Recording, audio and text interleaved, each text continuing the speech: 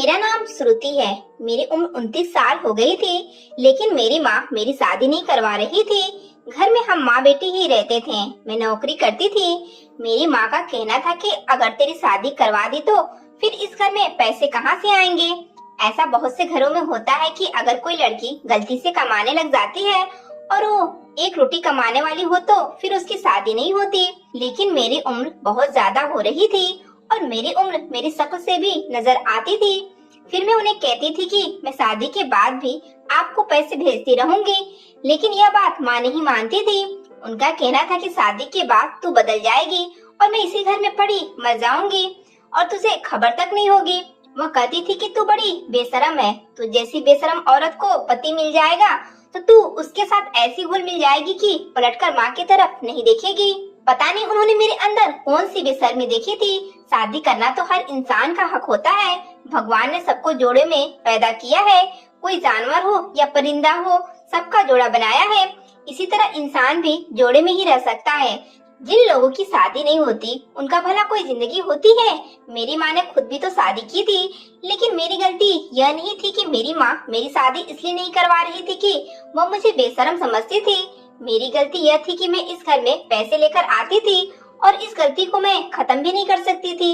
इसलिए वो खुदगर्ज होकर मेरी शादी नहीं करवाना चाहती थी। लेकिन मुझे भी कुछ न कुछ करना था। मैं भी एक इंसान थी, एक औरत थी। मेरे अंदर भी जज्बात थे और अब वो जज्बात मुझे तंग करने लगे थे, खासकर रात के वक्त। और फिर मेरी उम्र की जितनी भी लड़कियां थी उन सबकी तो शादी हो गई थी, बल्कि उनके घर में तो एक दो बच्चे भी पैदा हो गए थे और मैं यहाँ अभी ऐसे ही बैठी थी, उनके पास भी नहीं जाती थी। नहीं तो वो अपनी शादीशुदा जिंदगी की ऐसी कहानियां सुनाती कि मेरा दिल और भी ज्यादा मचलने लगता था।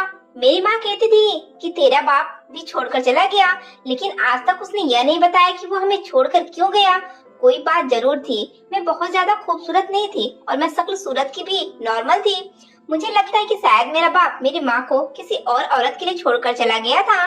मेरी माँ ने कभी यह नहीं कहा कि तेरा बाप इस दुनिया से चला गया है। बस वो कहती थी कि वो हमें छोड़कर चला गया।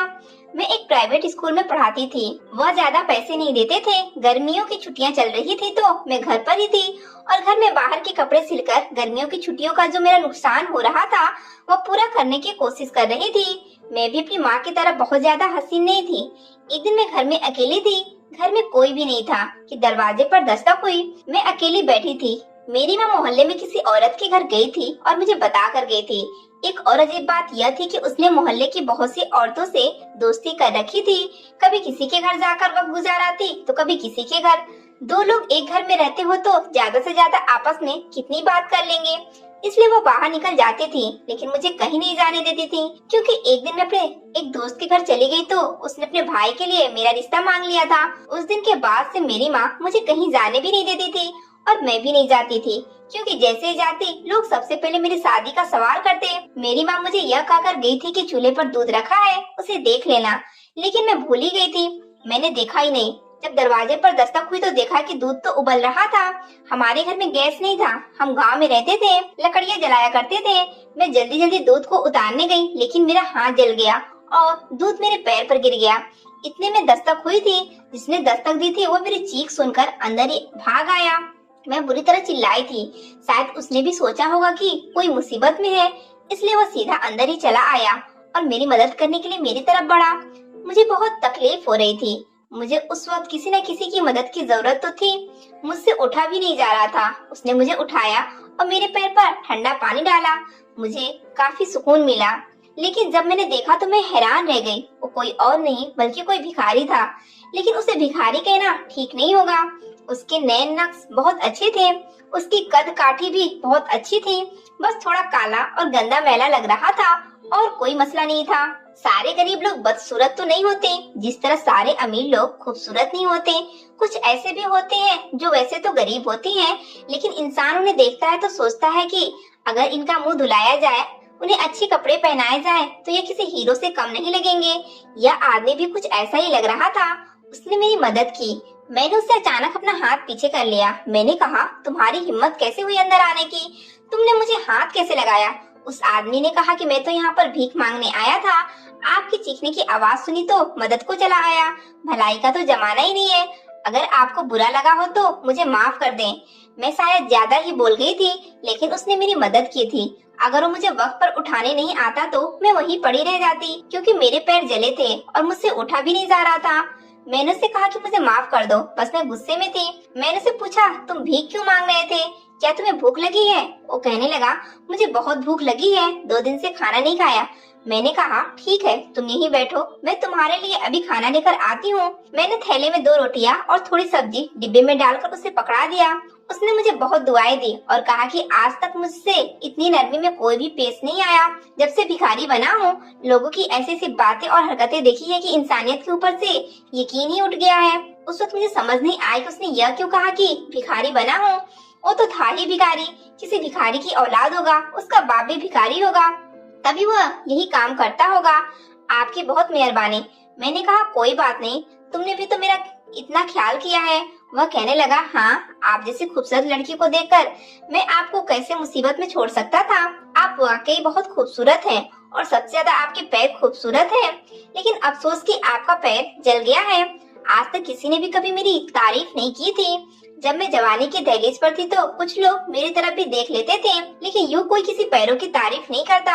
उसने बातों बातों में मेरी तारीफ कर दी। मुझे उसकी तारीफ बहुत अच्छी लगी थी। वो कहने लगा कि मेरे साथ एक बूढ़ा भिखारी भीख मांगता है, जो कभी कभी एक मरहम भी बेचता है। मैं आपके लिए लाऊंगा, क्योंकि अगर उसे जले हुए जख्म पर लगाएं तो फौरन ठीक हो जाता है। मैंने कहा, ठीक है, लेकिन कल तुम इसी वक्त आना, क्योंकि इस वक्त मेरी माँ घर पर नहीं होती है, और अगर उन्होंने मुझे तुम्हारे साथ देख लिया तो तुम्हें बुरा भला कहेंगी और मुझे भी डांट पड़ेगी। उसका कहना था कि मेरा नाम अमित है। मैंने भी अपना नाम बता दिया। उसने कहा कि आप फिक्र ना करें, मैं आपके लिए किसी भी मुसीबत की वजह नहीं बनूंगा। बात करने में वो बिल्कुल भी भिखारी नहीं लगता था। कितने आराम से और अच्छे तरीके से बात कर रहा था। उसके बोलने का अंदाज ऐसा था जैसे कोई खानदानी आदमी होता है। खानदानी नहीं तो कम से कम पढ़ा लिखा तो लग ही रहा था, लेकिन यह कहाँ से पढ़ा लिखा था, बस लगता है इसके बोलने का तरीका ही ऐसा था। अगले दिन वह उसी वक्त पर आया और मेरे लिए मरहम लेकर आया। उसने कहा कि मैं खुद आपके जख्मों पर मरहम लगा देता हूँ। ना जाने क्यों मुझे उस आदमी से बहुत ही अपनापन महसूस हो रहा था। वो मेरा कितना ख्याल रख रहा था। वह एक भिखारी था, लोगों से पैसे मांगता था। कुछ लोग उसे पैसे ना देते होंगे। भिखारियों का तो इंसानियत पर से एतबार उठ जाता है। उनको लोग कुत्ता की तरह इनकार करके चले जाते हैं, लेकिन यह आदमी मेरे लिए दोबारा आया और दवाई लेकर आया और अपने हाथों से मेरे कदमों पर यह दवाई लगा रहा था। शायद पहली बार किसी ने मेरा इस तरह से ख्याल रखा था। मुझे इस बात की कोई परवाह नहीं थी कि मेरी तरफ अगर कोई आदमी इंसानियत दिखा रहा है या मेरा ख्याल कर रहा है, वह कौन है। मैंने आज भी उसे खाना खिलाया था, बल्कि मैंने उसे अपने हिस्से का खाना दे दिया था, लेकिन उसे यह बात नहीं बताई थी। अब वो रोज ही मेरे पास आने लगा। हम लोगों की दोस्ती हो गई। क्या लड़का लड़की दोस्त नहीं हो सकते? मुझे नहीं लगता। तो उसके दिल में ऐसी कोई बात थी और ना ही मेरे दिल में उसने मेरी मदद की। इस तरह हम रोज मिलने लगे। वह आ जाता, मैं उसके लिए पहले से ही खाना निकाल कर रख देती थी और उसे खाना खिलाती थी। अगर कभी अपने लिए कुछ अच्छा बनाती तो भी उसे दे देती। लेकिन अगर मेरी माँ घर पर नहीं होती, किसी के घर गई होती, तो मैं उसे घर में ही बुला लेती और हम खूब सारी बातें करते और खाना भी एक साथ खाते। मैंने उसे अपने पापा के कुछ पुराने कपड़े भी दिए। मैंने कहा कि नए कपड़े पहनकर और साफ सुथरे हो जाओ। उसने कहा कि अगर मैं साफ सुथरा रहूंगा तो मुझे भीख कौन देगा। मैंने कहा कि यह क्या बात है, तुम्हें क्या लगता है लोग तुम्हें गंदा रखने के पैसे देते हैं? इस बात पर हम दोनों हंसने लगे। कभी कभी बातें करते हुए उसकी जुबान से ऐसी चीजों का जिक्र निकल जाता जिससे मैं हैरान रह जाती। मैंने कहा, तुम्हें इन चीजों के बारे में कैसे पता है?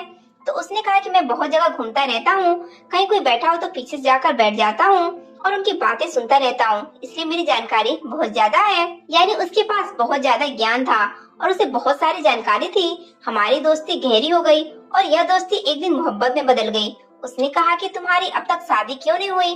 तुम तो अच्छी खासी समझदार लगती हो। मैंने कहा कि मैं अगले साल 30 साल की हो जाऊंगी, लेकिन जाने क्यों मेरी माँ मेरी शादी नहीं करती। वह कहती है कि लड़के बेवफा होते हैं, छोड़कर चले जाते हैं, इसलिए वो मेरी शादी नहीं करना चाहती। माँ ने कह दिया कि तू शादी का ख्याल अपने दिल से निकाल दे और तू यह ना समझ कि आज नहीं तो कल तेरी माँ तेरी शादी करवा देगी। मुझे तेरी शादी करवानी ही नहीं है और मेरी माँ के पास शादी के लिए पैसे भी नहीं है। दहेज का एक दिन का भी अभी तक नहीं बना है, तो बिना दहेज के शादी कैसे होगी? तुम ही सोचो, आजकल लोग इतने बुरे हैं कि बिना दहेज के किसी लड़की को नहीं लेते। उसने कहा कि कुछ लोग ऐसे हैं जिनको दहेज से कोई मतलब नहीं होता। मैंने कहा कि ऐसे लोग कहाँ मिलते हैं भला? कहने लगा कि एक ऐसा आदमी तुम्हारे सामने बैठा है। मैंने कहा लेकिन तुम तो भिखारी हो, तुमसे शादी करने से मेरी माँ कभी नहीं मानेगी। उसका कहना था कि अगर मोहब्बत करती हो तो मुझसे शादी कर लो। मोहब्बत का इजहार तो हम लोग कर रहे थे, लेकिन इस तरह से नहीं कि जैसे यह कहा हो कि एक दूसरे के बिना नहीं रह सकते। बस उसने कहा था कि अच्छी लगती हो। मैंने कहा कि तुम भी अच्छी हो, लेकिन मैं एक भिखारी से शादी कैसे कर सकती थी? अगर मेरी माँ मान जाती, क्या तब भी यह कोई अच्छा फैसला होता? ऐसा कौन करता है भला? उसने कहा कि क्या सोचने लगी हो, मेरी बात मानो, मैं तुम्हें यकीन दिलाता हूँ कि तुम्हें पछताना नहीं पड़ेगा, मुझ पर भरोसा करो। वो यह कैसे कह सकता था कि तुम पछताओगी नहीं? जाहिर है मुझे पछताना ही पड़ता। वो भिखारी था, सारी जिंदगी मांगता रहता, वो अपना घर नहीं चला सकता था। मैंने उसकी बात का कोई जवाब नहीं दिया और वो भी वहाँ से चला गया। कहने लगा कि तुम्हारी खामोशी को इनकार समझकर यहाँ से जा रहा हूँ, दोबारा कभी नहीं आऊंगा। लेकिन रात को उसके बारे में मैं सोचती रही, उसे याद करती रही। अपनी माँ से पूछा कि तू मेरी शादी क्यों नहीं करती? तो कहने लगी कि मैंने तेरी शादी नहीं करनी, तू आराम से घर में ही बैठ, अपनी नौकरी पर ध्यान दे।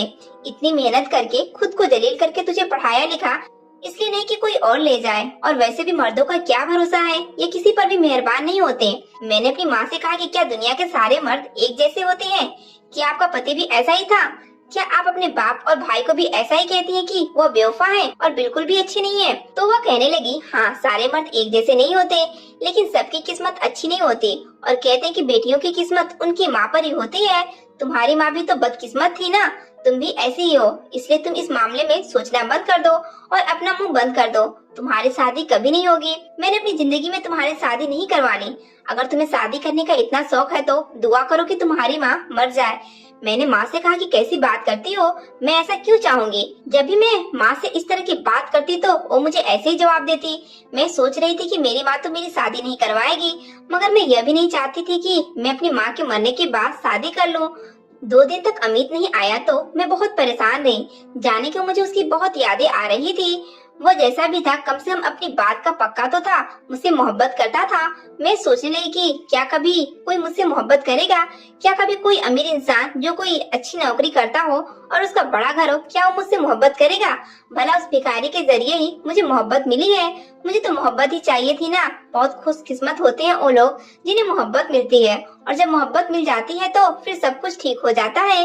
मेरी जितनी भी सहेलियों की शादी हुई थी, उन्होंने भी सिर्फ दौलत ही देखी थी, लेकिन उनमें से कोई भी बहुत ज्यादा खुश नहीं था। कोई कहती कि मुझे वक्त नहीं देता, कोई कहती थी कि मेरा एहसास नहीं करता, तो कोई कहती थी कि उसका किसी और के साथ चक्कर चल रहा है।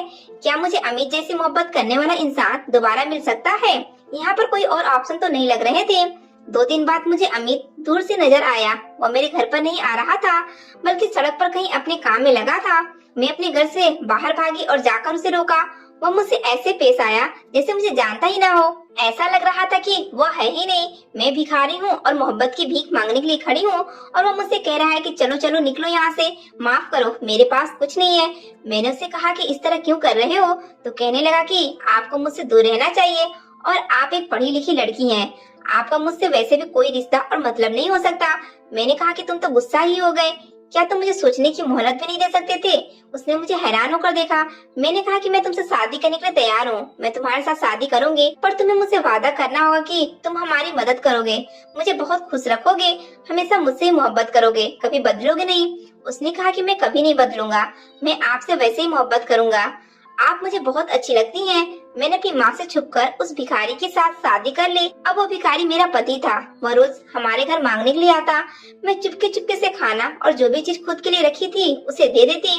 कभी उसे कपड़े देती, कभी कोई और चीज। मैं उसे थोड़े बहुत पैसे भी दे देती थी।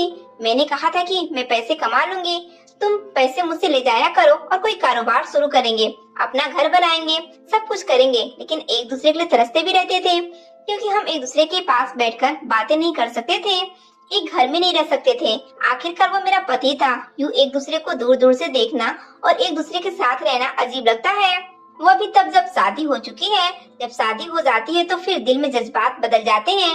मेरे साथ भी यही हो रहा था और उसके साथ भी हो रहा था। और एक दिन कुछ ऐसा हुआ कि मैं हैरान परेशान रह गई। एक दिन अमित घर आया। उसने अपने थैले में से मुझे कुछ निकाल कर दिया। उसे देखकर मेरे पैरों तले से जमीन खिसक गई। वो 10,000 रुपए थे। मैंने उसे कहा कि यह पैसे तुम कहाँ से लाए? तो वह कहने लगा कि आपको मुझे पैसे देने की जरूरत नहीं है, बल्कि मैं तुम्हें पैसे दिया करूँगा। अभी मुझसे मत पूछो कहाँ से लाए हो, लेकिन मैं रोज इसी तरह पैसे लाया करूँगा। तुम इन पैसों को संभाल कर रखना और अपना दहेज बनाना, क्योंकि वह दहेज कल को हमारे ही काम आएगा। जो भी चीज तुम्हें बनवानी है तुम बनवाओ, फर्नीचर, बेड, किचन का सामान सब कुछ बनाकर पहले ही रखो, और अगर पैसे बच जाएं तो उन्हें अपने पास संभाल कर रखना। मैंने उससे कहा कि तुम कोई गलत काम तो नहीं कर रहे, तो कहने लगा कि मैं भिखारी हूँ, इससे बुरा और क्या काम होगा। फिक्र मत करो, कोई गलत काम नहीं कर रहा। वो रोज मेरे लिए ढेर सारे पैसे लाया करता था और मुझसे बहुत मोहब्बत करता था। एक दिन माँ ने उसे देख लिया और कहा कि तुम्हें और कोई काम नहीं है, रोज इसी घर में भीख मांगने आ जाते हो। तुम्हें क्या किसी ने यह कहा है कि हम बहुत अमीर हैं, हमारे पास खुद कुछ नहीं है? जाओ माफ करो। उन दिनों मेरी मम्मी की सहेली भी हमारे घर रह रही थी और मैं उन लोगों के सामने कुछ नहीं बोल सकती थी। अमित भी वहाँ से चुपचाप चला गया, लेकिन मुझे बहुत बुरा लगा। मैं उन लोगों को कैसे बताती कि जिसे वो भिखारी समझ रहे हैं वो मेरा पति है, इस घर का दामाद है। मेरा पति वहाँ से चला गया था कि मम्मी की सहेली ने एक ऐसी बात कर दी जिसे सुनकर मेरे पैरों तले से जमीन निकल गई। माँ की सहेली ने कहा कि तुम्हारी बेटी बड़ी हो रही है और इसकी इतनी उम्र हो गई है, अब तक इसके लिए कोई रिश्ता नहीं आया, लगता है मुझे कुछ करना पड़ेगा। माँ ने कहा कि तुम क्या करोगी, जरा बताओ तो तुम्हारे दिल में क्या चल रहा है। दोनों सहेलियां हंसी मजाक में बातें कर रही थी जब मेरी माँ की सहेली ने कहा कि इसकी शादी मेरे बड़े बेटे से करवा दो। मेरी माँ के हाथ से सब्जी वाली टोकरी गिर गई। माँ ने कहा तुम्हें शर्म नहीं आती मेरी बेटी के लिए अपने बेटे का रिश्ता भेजते हुए? वो बेटा जिसने खुद अपनी बीवी को तलाक दे दी है और अब तक उसके बच्चों का खर्च दे रहा है। तो कहने लगी क्या हो गया, तुम्हारी बेटी में क्या खास बात है? शक्ल सूरत तो कोई अच्छी नहीं है, खाली बीए की डिग्री है, तो इससे क्या हो जाएगा? कितना कमाती है महीने का? 10 से 15,000। इतना अच्छा रिश्ता बता रही हूँ तुम्हें। और वैसे भी पहले तो इसकी बीवी बदतमीज थी, इस कदर बदतमीज थी कि उसे तलाक ना देता तो और क्या करता। लेकिन यह तो मेरे घर की बच्ची है, समझ लो कि एक घर से निकलेगी दूसरे घर में चली जाएगी। ससुराल वाला तो कोई मसला ही नहीं है, वह भी तो इसका अपना घर है। मेरे पैर पहले से इस घर में जमे हुए हैं, ये मेरी बहू बनेगी तो मैं इसका बहुत ख्याल रखूंगी। मेरी माँ वैसे तो अचानक से बहुत हैरान हो गई थी और बहुत गुस्से में भी आ गई थी, लेकिन फिर मेरी मम्मी के सहेली ने ऐसी बात कर दी कि मेरी माँ भी सोच में पड़ गई। आंटी ने कहा छोड़ो इस घर को, तुम किराए के घर में हो, 2 लोगों के लिए तुम किराया देती हो, तुम भी मेरे साथ चलो, मेरा भी तो पति इस दुनिया में नहीं है, दोनों मिलकर बैठेंगे, बहनों की तरह बातें करेंगे, क्या मसला है इसमें? तुम्हें अपनी बेटी से दूर भी नहीं रहना पड़ेगा, तुम्हारी आंखों के सामने ही रहेगी। मेरे घर में छत पर एक कमरा खाली है, तुम्हारे रहने का इंतजाम कर दूंगी। और हैरानी की क्या जरूरत है, इस घर में जो भी सामान है वो सारा सामान उठाकर उधर आ जाओ। मेरी मम्मी की सहेली तो जैसे कोई जादूगरनी थी, उसने मेरी माँ की दुखती रग पर हाथ रख दिया था कि मेरी माँ को भी अकेला नहीं रहना पड़े और उन्हें दहेज भी नहीं बनाना पड़े और शादी भी आराम से हो जाएगी। मेरी माँ सोच में पड़ गई थी और मुस्कुराई भी थी। आंटी समझ गई थी कि तीर निशाने पर लगा है और अब उनका निशाना कभी नहीं चूकता है। वो अपने नकारा और बददिमाग बेटे के लिए मेरा रिश्ता लेना चाहती थी, लेकिन मैं उन लोगों को क्या बताती कि मैं तो पहले ही शादी कर चुकी थी और शादी पर शादी नहीं हो सकती है। आंटी घर से चली गई तो मैंने अपनी माँ से कहा कि मुझे शादी नहीं करनी। अच्छा, पहले तो शादी के लिए सोच डालकर बैठी थी, मेरी शादी करवा दो। अब जब इतना अच्छा रिश्ता मिल गया है जिसमें सब कुछ हमारी पसंद से है, दहेज भी नहीं देना पड़ेगा, तो फिर तुम कह रही हो कि मुझे शादी नहीं करनी। मैं कहती हूँ कि मैंने बिल्कुल शादी नहीं करनी, मैं नहीं करूँगी शादी। आप मुझे जान से मार दें लेकिन मैं शादी नहीं कर सकती। माँ ने मुझे हैरान होकर देखा और मेरे शब्द पर गौर करने लगी। कहने लगी तुमने यह क्यों कहा कि मैं शादी नहीं कर सकती, इससे तुम्हारा क्या मतलब है? मैंने कहा कि मैंने कुछ भी बोल दिया होगा, बस मुझे शादी नहीं करनी। मैं अमित को यह बात बताना चाहती थी कि जो भी करना है जल्दी करो, किसी दिन साफ सुथरा होकर हमारे घर आओ और मैं अपनी माँ से झूठ बोल दूंगी कि वो हकीकत में भिखारी नहीं है, मैं कुछ भी कर लूंगी, लेकिन वो मेरे घर आए और आकर मेरा रिश्ता मांगे। लेकिन अमित को आज 7वां दिन था कि वो मेरे घर आया ही नहीं। मैं बहुत ज्यादा परेशान हो चुकी थी, मुझे समझ नहीं आ रहा था कि मैं क्या करूं। क्या वो मुझे धोखा देकर तो नहीं चला गया? लेकिन यह कैसा धोखा था कि उसने अपने पैसे मेरे हवाले कर दिए थे? नहीं, उसने मुझे धोखा नहीं दिया था, वो मुझे धोखा नहीं दे सकता था। जरूर उसके साथ कुछ हो गया था या वह फंस गया था। मेरे दिल में बुरे बुरे ख्याल आ रहे थे, कुछ समझ नहीं आ रहा था कि क्या करूं। एक दिन मैं घर में अकेली थी, मेरी माँ भी घर पर नहीं थी कि अमित आ गया। मैंने उसे देखते ही फुट फुट कर रोना शुरू कर दिया। मैंने कहा कि 7 दिन से मेरी जान निकल गई थी, तुम पता नहीं कहाँ रह गए थे, क्या हो गया है तुम्हें? वो कहने लगा कि मैं बिल्कुल ठीक हूँ, बस एक मुसीबत में फंस गया था, तुम्हें बाद में आराम से बताऊंगा। अमित को देखती मैंने उसका हाथ पकड़कर उसे घर के अंदर खींच लिया क्योंकि मेरी माँ घर पर नहीं थी। मैंने कहा कि मुझे तुमसे बहुत जरूरी बात करनी है। लेकिन वो जरूरी बात को बिल्कुल भी नहीं समझ रहा था और कहने लगा कि हाँ, मुझे भी तुम्हें कुछ दिखाना है। उसने थैले में हाथ डाला। वह जरूर वहाँ से पैसे निकालने लगा था, लेकिन मुझे आज पैसों से ज्यादा जरूरी बात करनी थी। मैंने कहा कि पहले मेरी बात सुनो, मुझे पैसे नहीं चाहिए, यह पैसे तुम अपने पास ही रखो। लेकिन कुछ बहुत बुरा हो गया है और अब हमें यह सब बाकी सबको बताना होगा। लेकिन वो मेरी बात नहीं सुन रहा था। फिर उसने एक ऐसी चीज निकाली जिसे देखकर मेरे पैरों तले से जमीन निकल गई और मैंने उससे एक ही शब्द कहा कि मुझे तलाक दे दो। उसने थैले में से एक तस्वीर निकाली थी और कहा था कि ये मेरे बाप की है, क्योंकि वो तस्वीर और किसी की नहीं बल्कि मेरे अपने ही बाप की थी। इसका मतलब था कि वो मेरा भाई था और मैं उससे शादी कर बैठी थी। मुझसे बहुत बड़ा गुनाह हो गया था और उसका एक ही हल था कि मुझे तलाक दे दी जाए। जब मैंने तलाक की बात की तो वो हैरान और परेशान रह गया और कहने लगा कि तुम ऐसा क्यों कह रही हो। फिर मैंने चिल्लाकर कहा कि यह मेरा बाप है, मैं इसकी बेटी हूँ। और अमित ने यह तक कह दिया कि नहीं, यह मेरा बाप है। मैंने कहा कि यह मेरे पापा हैं और मैं इसी की बेटी हूँ। मुझे कुछ समझ में नहीं आ रहा था। मेरे कानों से धुएं निकल रहे थे, दिल की धड़कन कानों में सुनाई दे रही थी, दिल कांप रहा था। अमित की हालत भी ऐसी हो गई थी क्योंकि हम एक दूसरे के भाई बहन थे। मैं बुरी तरह रो रही थी, मुझे कुछ समझ नहीं आ रहा था। अमित ने कहा कि मेरे साथ चलो।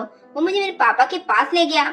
जब मैंने पापा को देखा तो फूट फूट कर रोने लगी और उनसे गले लगना चाहा, लेकिन मेरे पापा ने मुझे हाथ के इशारे से रोक दिया और कहा कि इस लड़की को यहाँ से फौरन ले जाओ।